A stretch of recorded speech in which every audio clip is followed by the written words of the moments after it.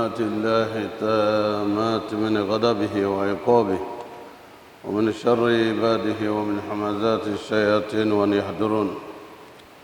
نعوذ بالله الذي يمسك السماء وأن تقع الأرض إلا بإذنه من شر ما خلق وزرع ومن شر الشيطان وشركه. أعوذ بالله السميع العليم من الشيطان الرجيم. بسم الله الرحمن الرحيم. إن الحمد لله نحمده ونستعينه ونستغفره. نعوذ بالله من شرور أنفسنا ومن سيئات أعمالنا. من يهده الله فلا مضل له ومن يضلل فلن تجد له وليا مرشدا. وأشهد أن لا إله إلا الله وحده لا شريك له وأشهد أن محمدا عبده ورسوله.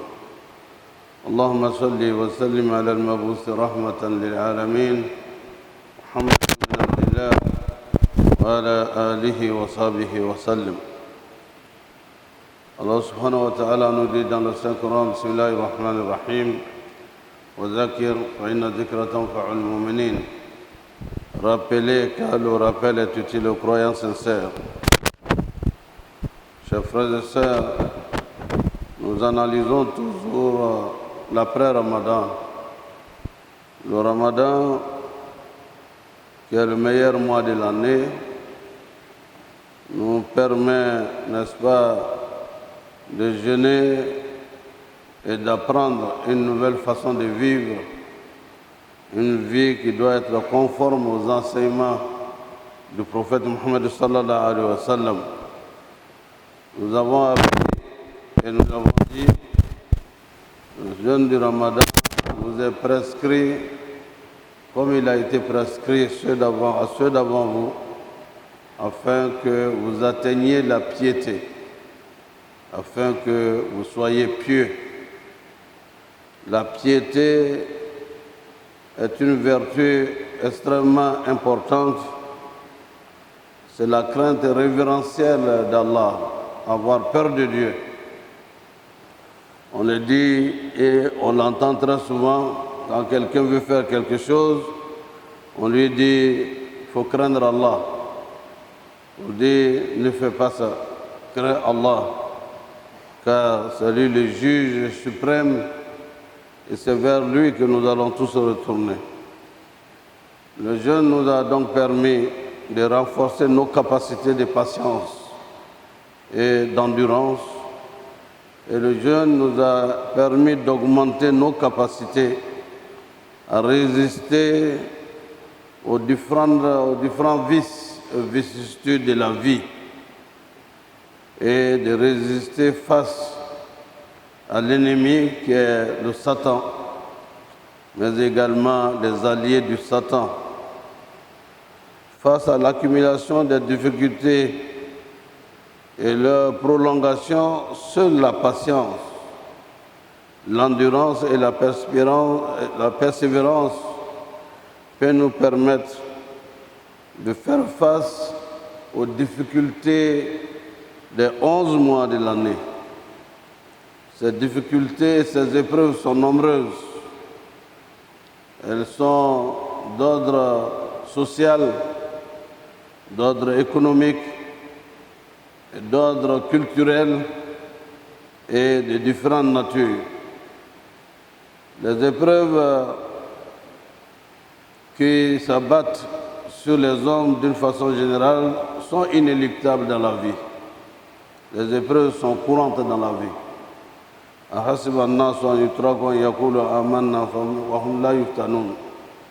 Les musulmans croient-ils qu'il s'agit de dire qu'ils sont musulmans sans être éprouvés?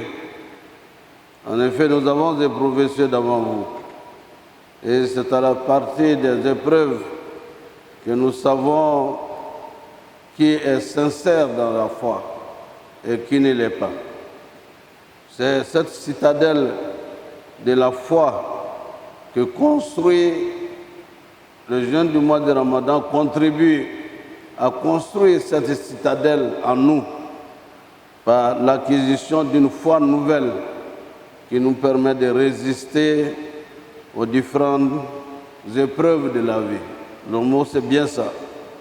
Nous sommes éprouvés quelquefois et de différentes manières, mais c'est la foi acquise, entretenue par le mois béni du Ramadan, qui nous permet de résister.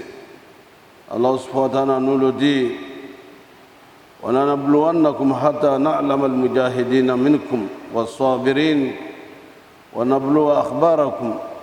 Nous vous éprouverons certes, afin de distinguer ceux d'entre vous qui luttent pour la cause d'Allah et qui endurent, afin d'éprouver vos nouvelles et d'éprouver ce que vous êtes intrinsèquement.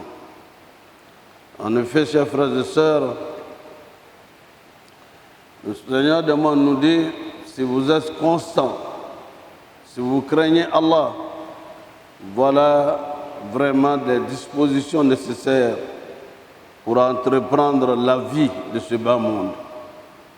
La patience au sobre s'appuie sur deux réalités extrêmement importantes et fondamentales. La première se rapporte à la nature de la vie terrestre. En effet, Allah subhanahu wa ta'ala n'a pas fait de cette vie une demeure de récompense et d'installation définitive, mais plutôt une demeure d'épreuve et d'examen. Nous sommes des passages et cela nous demande de ne pas nous oublier. Le temps que l'individu passe dans cette vie est rempli d'une série d'épreuves différentes que l'homme doit traverser, nous le savons. Elles sont si différentes qu'il peut être éprouvé, que l'homme peut être éprouvé par une chose et par son contraire. On peut être éprouvé par la joie, on peut être éprouvé également par la tristesse. Et des épreuves sont de cette nature.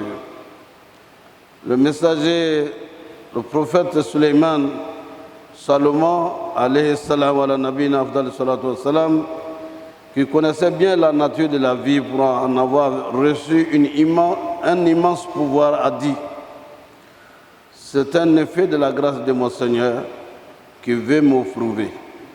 Serais-je reconnaissant ou ingrat lorsque je suis éprouvé? Celui qui est reconnaissant l'est à son avantage. Quant à celui qui est ingrat, qu'il sache que mon Seigneur se suffit à lui-même et qu'il est généreux. Les épreuves par les malheurs ont des causes inconnues et il convient d'envisager la situation des gens dans la vie comme une armée mobilisée pour le combat. Il arrive dans ce cas qu'on assigne à une division la mission de combattre jusqu'à la mort pour sauver beaucoup d'autres divisions. Quant à l'autre réalité des épreuves, elle se rapporte à la nature de la foi. En effet, la foi est un lien entre l'homme et Allah. Si les liens d'amitié entre les hommes ne valent que lorsqu'ils sont confirmés par la durée, les changements et les épreuves des événements successifs, la foi doit voir elle aussi son lien, se soumettre à l'épreuve pour révéler soit son authenticité, soit sa fausseté. C'est ce verset que je citais tout à l'heure. أحسب الناس أن يتركوا يقولوا آمنا وهم لا يفتنون ولقد فتنا الذين من قبلكم ولا يعلمن الذين صدقوا ولا يعلمن الكاذبين. Ainsi le Seigneur demande, nous le dit, les hommes pensent-ils qu'il suffit de dire nous sommes croyants musulmans sans que leur croyance ne soit éprouvée. Nous avons éprouvé ceux d'avant vous et c'est à partir des épreuves que nous savons ceux qui sont sincères dans leur foi et ceux qui ne le sont pas. La patience est un constituant de l'homme mûr et c'est également la preuve de l'héroïsme de l'homme, car les poids de la vie ne peuvent être supportés par des faibles. Et c'est cela qu'au sortir du mois béni de Ramadan, Allah fait de nous des hommes et des femmes forts, capables de résister aux vicissitudes, aux épreuves des 11 mois à venir. Parce que le jeûne construit en nous cette citadelle dont j'ai parlé tout à l'heure, qui permet donc d'avoir des hommes et des femmes très fortes, spirituellement, moralement. Et c'est cela également le degré important de la foi. C'est pour cette raison, chers frères et sœurs, que Allah subhanahu wa ta'ala s'est porté garant lui-même, n'est-ce pas, de remettre aux jeûneurs son diplôme de succès d'avoir passé un mois de Ramadan plein d'amour et plein de force et de lumière en soi-même. La récompense de quelqu'un qui a été sincère, qui n'a pas triché avec Allah, qui n'a pas triché avec les hommes, quelqu'un qui n'a pas triché dans son commerce, qui n'a pas triché dans ses rapports en famille. Et le Seigneur du monde dit, ces personnes, hommes et femmes, je leur donne leur salaire moi-même pour avoir dans la discipline et dans l'intimité, avoir obéi à Allah subhanahu wa ta'ala. La patience dont on parle se subdivise en 3 parties. N'est-ce pas? La patience se subdivise en 3 parties. La patience dans l'obéissance à Allah. La patience, n'est-ce pas, as-sabr fi ta'atillah. La patience dans l'obéissance à Allah. L'autre patience, c'est la patience pour ne pas succomber aux faiblesses, pour désobéir à Allah. Le troisième type de patience, c'est la patience face aux épreuves dures, les calamités et les grands malheurs. La patience dans l'obéissance tient son origine dans le fait que l'accomplissement de la régularité des piliers fondamentaux de l'islam exige l'endurance. Prier 5 fois par jour. C'est cette régularité. Prier à l'heure, prier à la mosquée, prier en groupe, mais prier quand bien même on est seul. Cette constance est une endurance en soi. Mais cela permet de construire en nous beaucoup d'autres vertus et beaucoup d'autres qualités. Le respect de l'heure, l'acquisition des vertus et la crainte d'Allah, et l'amour des autres, de l'être humain. Ce n'est pas facile de se lever à 4 heures du matin pour prier à 5 heures. Car au moment où vous devez vous réveiller, le Satan vient vous souffler l'air douce. Vous devez dire, dors encore, il y a un peu plus de temps. Et jusqu'à ce que vous arrivez à 6 heures pour vous réveiller brusquement, ça veut dire que la foi est encore faible. Mais le mois de Ramadan vient nous aider à remplir notre cœur de cette crainte de Dieu qui fait que sans montre, lorsque le moment arrive, le fidèle se lève pour se préparer et va à la prière avec joie et avec honneur d'avoir accompli un devoir vis-à-vis d'Allah, mais vis-à-vis de lui-même. Faire sa zakat. Tout le monde sait que sortir l'argent n'est pas chose facile.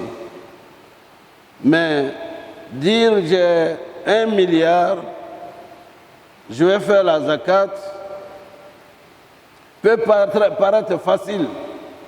Mais ce que ça donne comme des millions à donner aux nécessités et aux pauvres et aux actes de bienfaisance n'est pas aussi facile.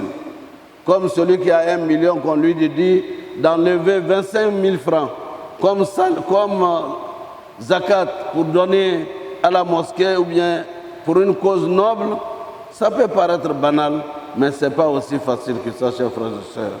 Finir sa récolte et réunir toute sa récolte, enlever la part des pauvres dans cette richesse et distribuer à ceux qui sont dans le besoin, c'est aussi ça. As-sabr fi ta'atillah. La patience dans l'obéissance à Allah, dans ce que Allah nous a recommandé de faire en tant qu'acte d'obéissance, se réconcilier entre frères et sœurs, en famille et ailleurs. On parle de paix, on parle de paix. Combien de fois on va en parler? On en reparlera toujours. Mais et pourtant, l'homme toujours est enclin à aller au combat. Et c'est cet esprit de combat qui doit mourir en nous pour privilégier la paix, l'amour, la fraternité et la crainte d'enlever la vie à autrui. Chers frères et sœurs, as-sabr fi ta'atillah. Et l'autre patience, qui est la patience qui permet et qui amène l'homme à craindre la désobéissance à Allah. La crainte de commettre l'adultère et s'en éloigner. La tentation et les tentations sont grandes pour détourner de l'argent. Mais par crainte d'Allah, dis non, je ne peux pas. Parce que si personne ne me voit, Allah me voit. Je lisais l'histoire d'un jeune homme, ça s'est passé la semaine dernière. Un jeune homme, son fils va ramasser un portefeuille. Ce portefeuille contient des liasses d'euros. Beaucoup d'argent. L'enfant apporte à son père, voilà ce que je viens de ramasser. Le père regarde le contenu, il cherche l'adresse et tout.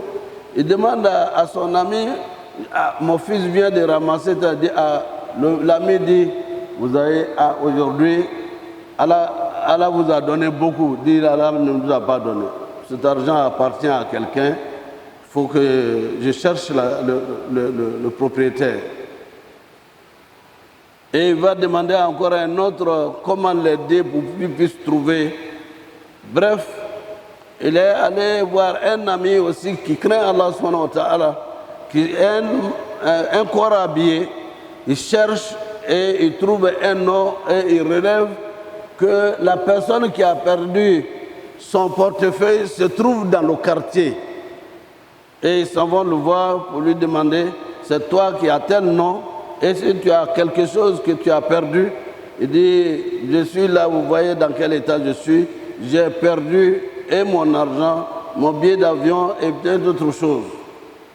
Vous pouvez venir avec nous. Et ils ont fait les enquêtes pour voir que c'est son nom exactement et l'argent qui était dans le portefeuille est exactement le nom. Et on lui demande, mais pourquoi toi tu es pauvre, tu aurais pu prendre cet argent pour te construire, pour faire telle chose? Il dit, je préfère que Allah soit satisfait de moi que de prendre cet argent pour nourrir ma famille de ce qui est illicite. Et Dieu me réservera l'enfer et je préfère son amour plutôt que d'avoir cet argent de cette façon. Beaucoup de gens, cela leur arrive. Et nous avons connu des cas comme ça, même au 220 logements.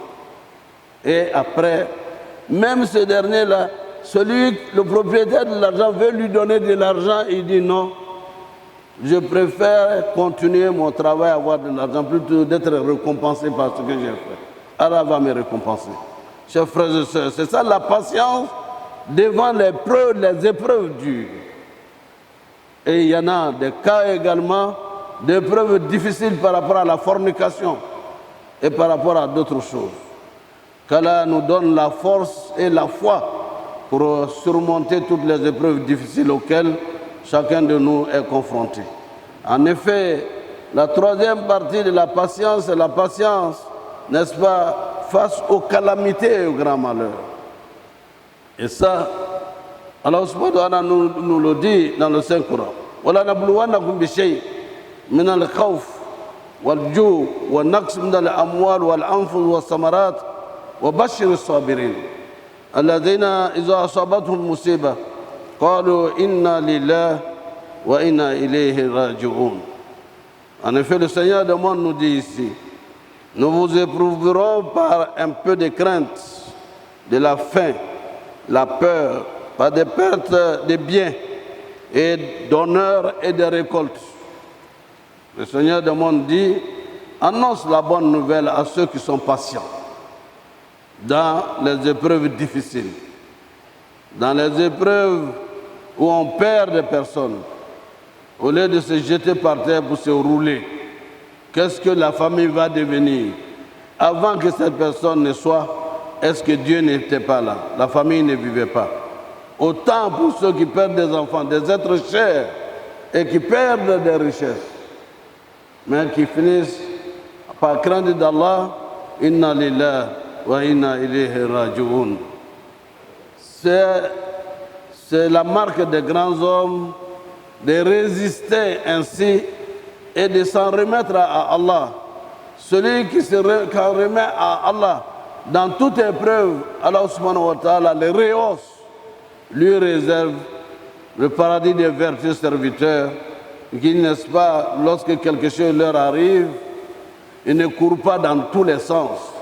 Allez voir les géomanciens, allez voir les féticheurs, allez voir que ceux qui vivent avec les génies et voir telle chose, ils disent purement simplement inna lillahi wa inna ilayhi raji'un. Nous sommes à Allah et c'est à lui que nous allons retourner. C'est à lui la solution à tous les problèmes auxquels nous sommes confrontés. Aujourd'hui, chers frères et sœurs, de nos jours, ces épreuves sont courantes. Mais le jeûne du Ramadan vient construire et mettre en nous, n'est-ce pas, cette crainte révérentielle d'Allah subhanahu wa ta'ala, qui permet d'être fort, résistant. Et c'est de ça qu'il s'agit, la résistance dans les épreuves des biens, la résistance face, n'est-ce pas, aux vices et aux vicissitudes. La résistance lorsqu'on est frappé d'un malheur pour s'en remettre à Allah subhanahu wa ta'ala. C'est la marque des grands hommes et des grandes femmes. Nous pensons que le Seigneur du monde nous éprouve, c'est une école, et c'est pour cette raison que cette grande école du mois béni du Ramadan nous laisse avec un héritage que nous devons conserver.